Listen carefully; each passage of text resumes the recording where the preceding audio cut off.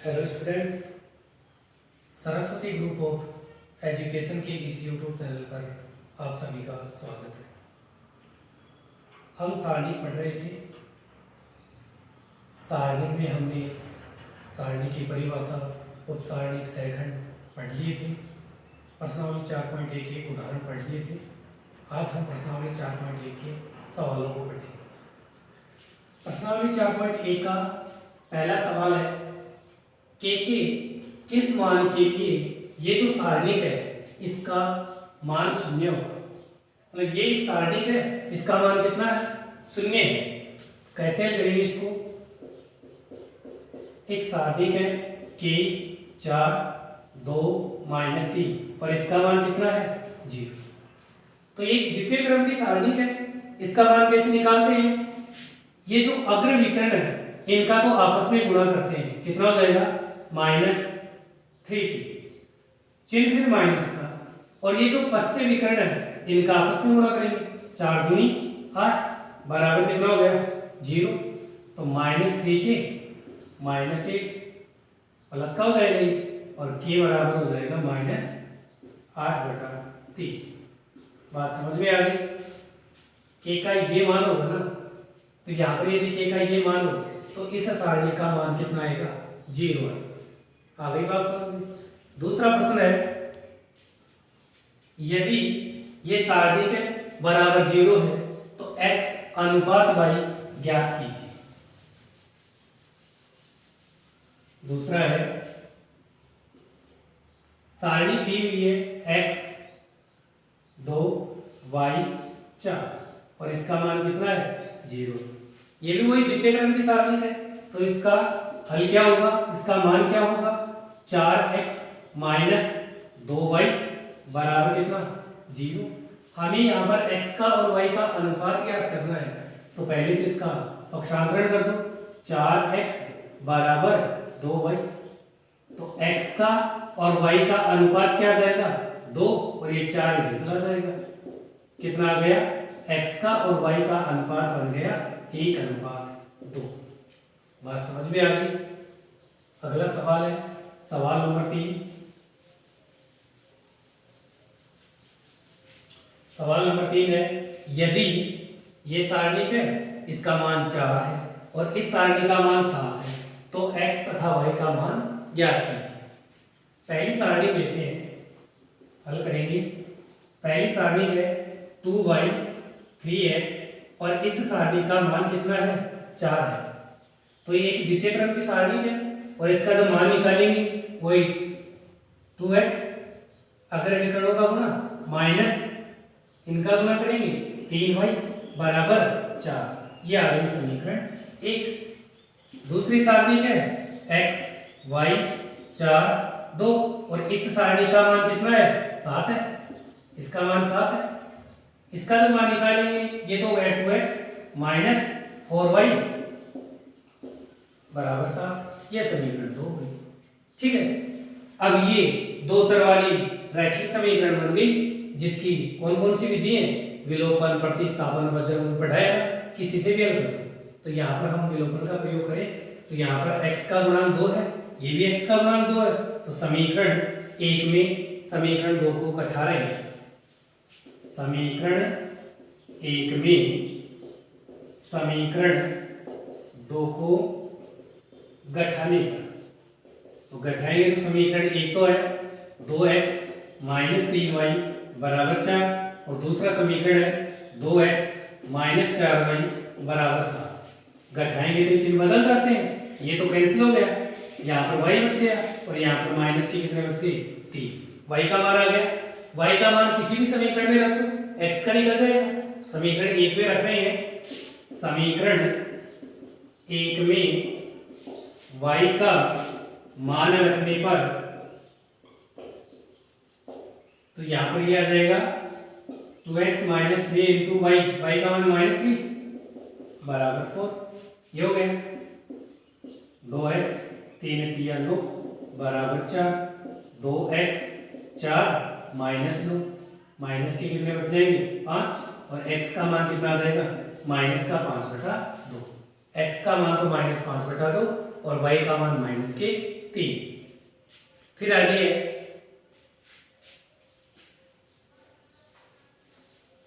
प्रश्न नंबर 4।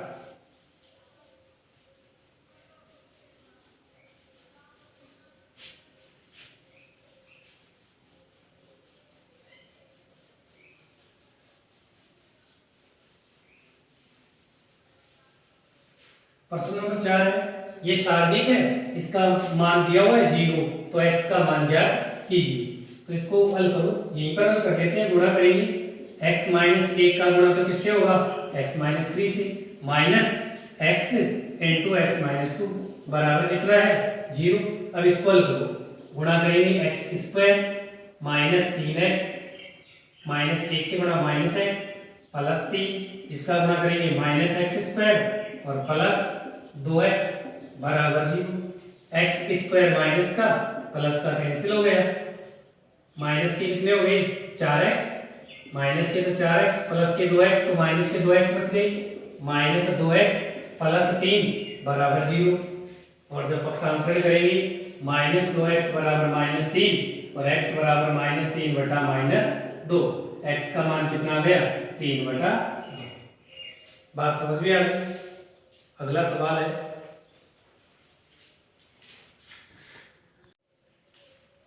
अगला प्रश्न है प्रश्न नंबर 5। निम्न सारणी में प्रथम स्तंभ के अवयवों की उपसारणी एवं सहखंड लिखकर उसका मान भी ज्ञात कीजिए। प्रथम स्तंभ, जैसे पहला सवाल लेते हैं, ये एक सारणी है, इसका प्रथम स्तंभ यही तो है जिसके अवयव है 1 4 3। तो इन तीनों के पहले तो उपसारणी ज्ञात करनी है। एक का निकाल रहे हैं उपसारणिक, एक का उपसारणिक। कैसे निकालते हैं उपसारणिक, जिस अवयव का उपसारणिक ज्ञात कर रहे हो वो कौन सी पंक्ति में है और कौन से स्तंभ में, उसको छोड़ दो।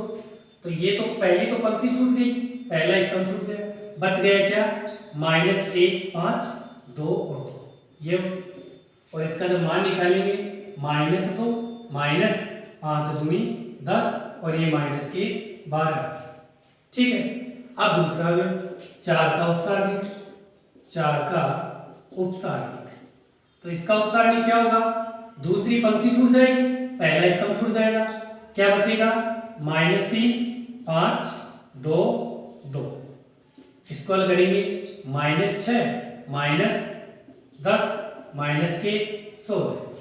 इसी प्रकार 3 का उपसारणिक, 3 का उपसारणिक, 3 का उपसारणिक क्या होगा, ये छूट जाएगी स्तंभ, ये पंक्ति, क्या शेष रहेगा -3 -1 2 2, ये हो जाएगा -6 माइनस माइनस का 2 प्लस का 2 हो जाएगा और ये माइनस के 4।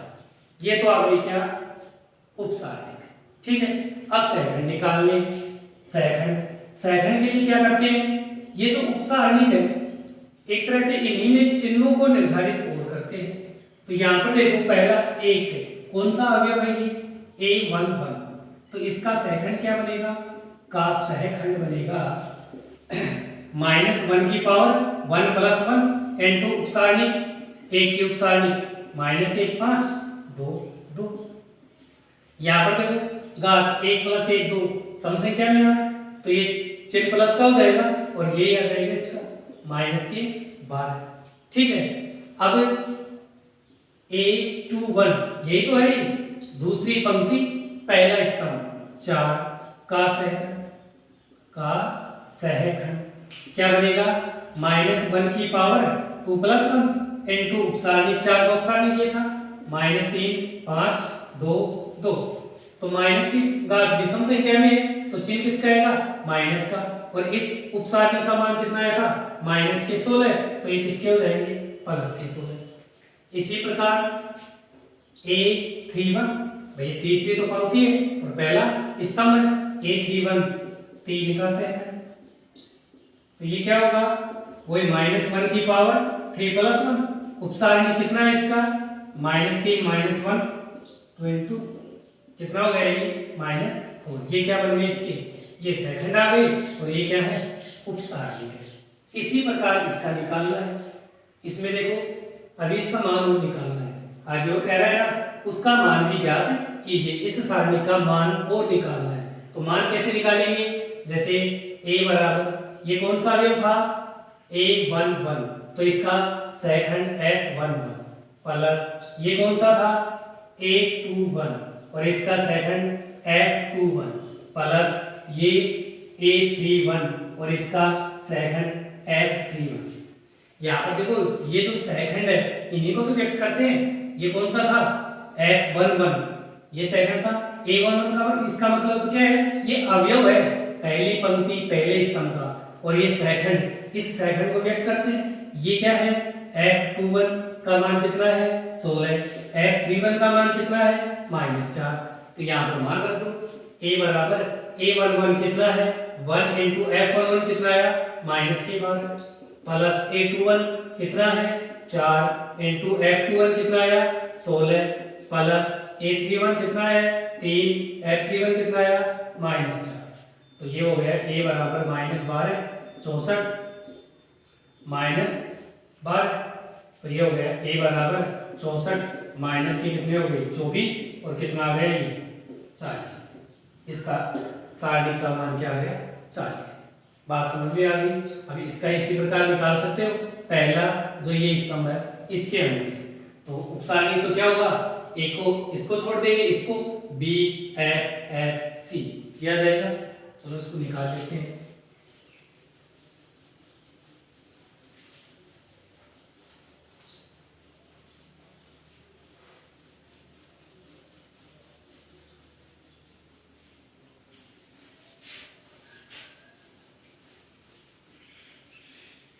पहले एक का उपसारणिक निकाल रहे हैं। एक का उपसारणिक क्या होगा इसका उपसारणिक, इसको छोड़ दो और इसको छोड़ दो, बचेगा क्या बी एफ एफ सी, ये बच गया। और जब इसको हल करेंगे तो ये तो हो गया बी सी माइनस ये हो जाएगा एफ स्क्वायर।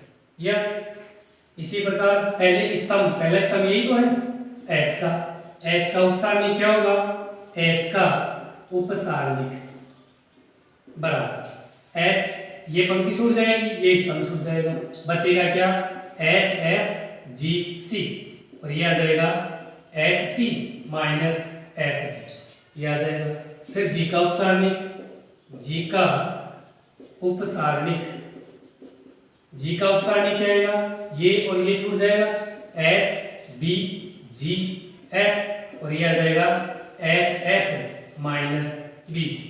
क्या प्राप्त हो गई उपसारणिक। अब क्या निकालेंगे सहखंड। सहखंड में क्या करते हैं चिन्हों का निर्धारण और कर देते हैं। तो देखो ये ए कौन सा अवयव है a11 a का सहखंड और -1 की पावर 1 प्लस 1 और उपसारणिक क्या आएगा इसका बी एफ एफ सी और ये प्लस में ही आ जाएगा और इसका मान ये हो जाएगा B C minus F square.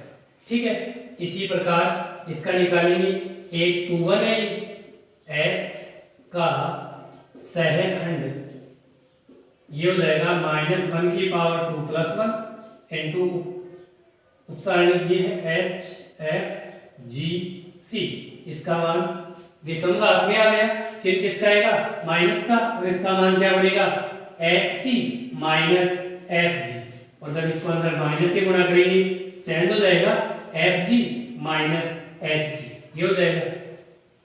इसी प्रकार ये जी 31 है जी का सहखंड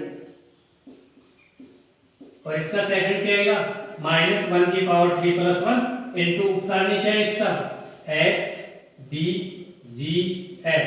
तो यहाँ पर घात क्या आ रही है समसंख्या क्या आ रही है प्लस का चिन्ह रहेगा और ये मान बन जाएगा इसका एच एफ माइनस बी जी। ठीक है, अब यहाँ पर इस सारणी का मान हम ज्ञात करेंगे। तो मान a बराबर क्या होगा a11 f11 plus a21 f21 plus a31 f31, ये होगा। तो a बराबर a11 कितना है a, f11 कितना है b c minus F square plus a21 कितना है h, f21 कितना है F G minus H C plus a31 कितना है जी, F31 कितना है, HF माइनस BG, ये आ गया।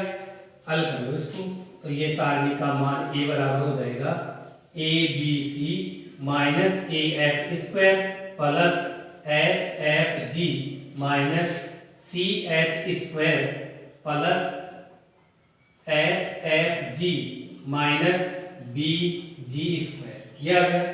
कोई कट रहा है तो काट लो उसको, कट नहीं रहे हैं, तो ये क्या आ गया, A बराबर ABC minus AF square minus BG square minus CH square, और ये दो बन गए HFG और ये हो गए 2HFG, ये इस सारणी का मान प्राप्त हो गए।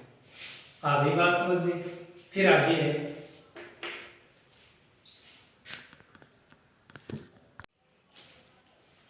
अगला प्रश्न है प्रश्न नंबर 6। ये एक सारणी दी हुई है, इसका मान ज्ञात करना है। तो इसमें देखो, ये जो दूसरी पंक्ति है ना, इसमें 2 योग 0 आ रहे हैं, या फिर ये जो तीसरा स्तंभ है, ये इसमें देखो 2 योग 0 आ रहे हैं, तो या तो इसको दूसरी पंक्ति के अनुदिश इसका प्रसार करो, या फिर तीसरे स्तंभ के अनुदिश। बात समझ में आ गई। तो यहाँ पर जैसे दूसरी पंक्ति के अनुदिश कर रहे हैं, तो यहाँ पर सारणी है 3 5 -10 -11 0 3 1 0 0, और जब इसका मान निकालेंगे इस पंक्ति के अनुदिश, तो क्या आएगा 5। पहले चिन्ह देखेंगे 5 का, कौन सी पंक्ति है ये, दूसरी, और स्तंभ कौन सा है, पहला, मतलब ये 5 है 2 1, यही तो हो भाई, तो विषम है ना, तो चिन्ह क्या आएगा -5। अब इसका उत्सारणी, इसको छोड़ दो दूसरी पंक्ति को और इस स्तंभ को, क्या बचेगा -11 3 1 0, ये बच गया प्लस। अब दूसरा अवयव, दूसरी पंक्ति दूसरा अवयव प्लस रहेगा, लेकिन अवयव क्या है 0, तो जो भी मान आएगा 0 से गुणा पर 0 हो जाएगा, और अगला भी क्या हो जाएगा 0। बात समझ में आ गई ना। तो अब इसको हल करो, -5, ये तो 0 से गुणा होगा 0 हो गया, -3 गुणा -5 प्लस के कितने हो जाएंगे 15, ये इस सारणी का मान आ गया। ठीक है, अगला है सिद्ध कीजिए। ये एक सारणी है और ये कह रहा है सिद्ध कीजिए इसका मान ये है। तो इस सारणी का प्रथम पंक्ति के अनुदिश प्रसार कर रहे हैं, तो क्या आएगा ये 1, उपसारणी क्या बचेगा 1C -C, ये बच गया। फिर -A, ये स्तंभ और ये पंक्ति छूट जाएगी, -A -B C 1 plus B, और बचेगा क्या -A -B 1 -C, ये बच गया। ठीक है, अब इसको हल करेंगे तो ये तो हो जाएगा 1 -C स्क्वायर प्लस का हो जाएगा, ये आ गया, 1 से गुणा ये रहेगा -A, और इसको हल करेंगे तो -A -BC आएगा, प्लस का BC हो जाएगा, प्लस B, इसको हल करेंगे -A का -C से गुणा प्लस AC -B का 1 से गुणा प्लस B, ये हो गया। इसको आगे हल करेंगे तो ये बन गया A plus C square minus plus A का A से गुणा A स्क्वायर, यह आ जाएगा -ABC, ये हो जाएगा plus ABC plus B square, ये आ गया। ABC माइनस का ये प्लस का कैंसिल हो गया, बच क्या गया 1 plus A square plus B square plus C square, और इसका RHS क्या है, ये इसका RHS था, मतलब इस सारणी का मान ये है। बात समझ में आ गई। आपकी प्रश्नावली 4.1 कंप्लीट हो गई है। ठीक है।